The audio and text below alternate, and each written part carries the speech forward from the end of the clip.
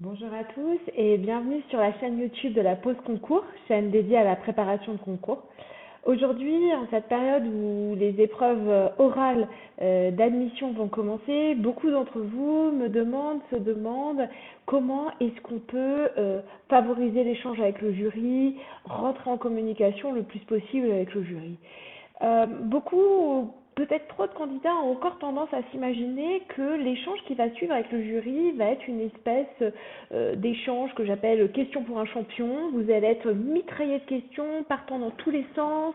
Vous n'allez pas trop savoir quelle est la logique, à quoi vous attendre, etc. J'ai envie de vous dire que c'est pas ça.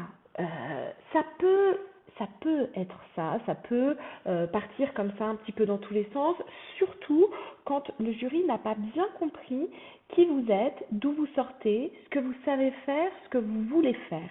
C'est pour ça que le travail en amont sur les documents préparatoires type le dossier RAEP ou bien la présentation orale qui va commencer l'échange avec le jury est tout à fait indispensable.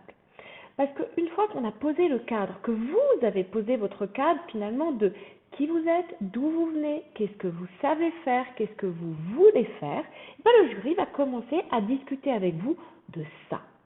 Et là, j'ai envie de vous inviter à faire juste une toute petite transposition. Imaginez-vous 2 secondes à la place du jury. Vous avez un candidat face à vous. Votre job à vous, c'est de vous demander si la personne en face de vous a les compétences ou les aptitudes pour intégrer le corps ou le cadre d'emploi auquel elle prétend. Donc, qu'est-ce que vous allez vouloir venir voir en fait? Vous allez venir vérifier d'une part si ce qu'elle a dit dans son dossier, dans sa présentation fait sens, si elle a vraiment écrit ses documents, si elle a vraiment fait les choses qu'elle dit avoir fait.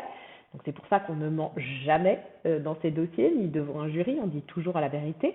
Donc le jury va avoir quelques questions de vérification. Ah, vous nous dites que vous avez travaillé sur le déploiement de tel dispositif, par exemple, comment vous y êtes pris? Tiens, je vois que vous avez travaillé dans telle structure, dans tel cadre, vous dites avoir des compétences là-dessus. Concrètement, dites-moi un peu plus. Vous voyez, des petites questions de vérification pour vous mettre à l'aise, pour parler avec vous, pour vous lancer, j'ai envie de vous dire.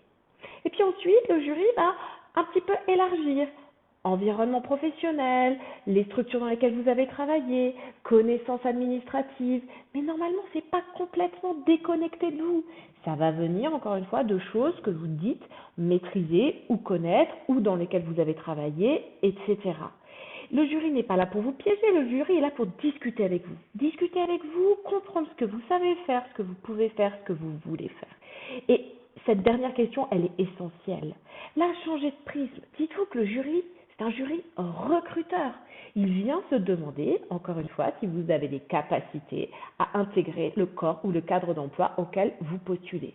Donc, numéro 1, il faut lui montrer qu'on sait de quoi on parle. Quels sont les métiers possibles? Quelles sont les structures d'affectation? Quelles sont les principales fonctions dévolues à ce corps ou ce cadre d'emploi?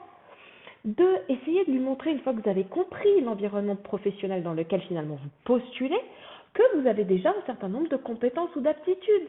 C'est ça que le jury va venir challenger. Donc, pour tout ça, il faut parler, il faut accepter de répondre aux questions du jury, sans faire des thèses ou des exposés de 10 minutes à chaque fois, mais quand même de manière suffisamment précise, suffisamment élaborée, pour, encore une fois, que le jury comprenne qui vous êtes, d'où vous sortez, ce que vous pouvez faire et ce que vous voulez faire. Si vous voulez plus de détails là-dessus, il y a un article sur mon blog, je vous mettrai la référence en dessous, qui dit jury et si on inversait les rôles. Et c'est vraiment ça. Entrer en communication avec son jury, c'est déjà avoir une posture, entre guillemets, la plus normale, ou la posture où on accepte de rentrer dans l'échange pour répondre aux questions du jury, la posture où on va accepter de se dévoiler, d'expliquer, de détailler des choses qu'on a pu faire tout au long de sa carrière. Je vous mets le lien en commentaire et si vous avez des questions, n'hésitez pas. Pour tout le reste, abonnez-vous.